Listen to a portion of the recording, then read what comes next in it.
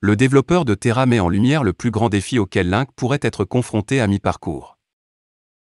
Link, le jeton de l'ancienne chaîne Terra, maintenant Terra Classic, semble recevoir toute l'attention qu'il peut obtenir entre-temps. Selon la société d'analyse en chaîne, Sentiment, Link semble attirer l'attention massive de la foule, car les mots-clés liés à Link ont dépassé les recherches sur ses tendances sociales. Link a de nouveau été mis à l'honneur à la suite d'un récent rallye après l'apparition du plan de réduction des impôts de 1,2%. Cependant, les gains ont été inversés car les commerçants ont pris des bénéfices dans les jours suivants. Les prix de Terra, Luna et Terra Classic, Link ont plongé lorsqu'un tribunal sud-coréen a émis un mandat d'arrêt contre Do Kwon, le fondateur du réseau, et 5 autres mercredi matin. Le fondateur de Terra fait également face à davantage de pression car une demande de révocation de son passeport a été envoyée au ministère des Affaires étrangères du pays.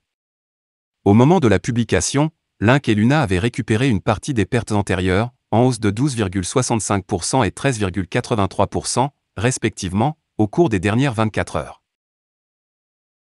Alors que les obstacles juridiques restent à surmonter pour les jetons Terra, Will Shen, développeur R&D chez Terran One et ancien développeur chez Terra, pense qu'un autre défi plus important se profile pour Terra Classic. Alors que Terra Classic prétend appartenir à la communauté et être complètement détaché du fondateur de Terra, Do Kwon, Shen pose quelques questions importantes. Qui sont les baleines Link? Qui contrôle le réseau?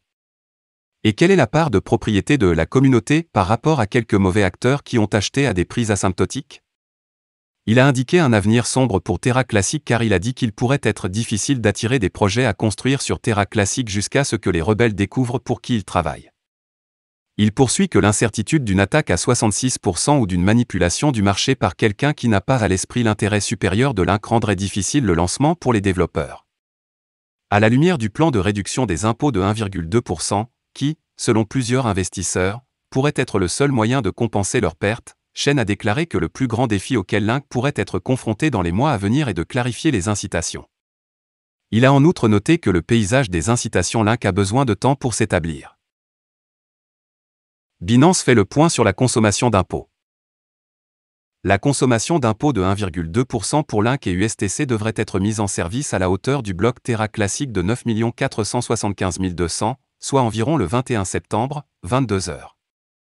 Binance indique que les dépôts Link et USTC des adresses de dépôt des utilisateurs dans les portefeuilles Show Binance seront consolidés et soumis aux frais de brûlage fiscal de 1,2% par le réseau Terra Classic une fois que la taxe brûlée sera en vigueur.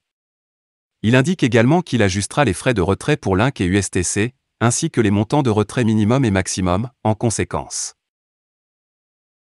Voilà, c'est tout pour cette vidéo. Si tu as aimé, n'oublie pas de mettre un pouce bleu et un commentaire. Abonne-toi pour rester toujours informé.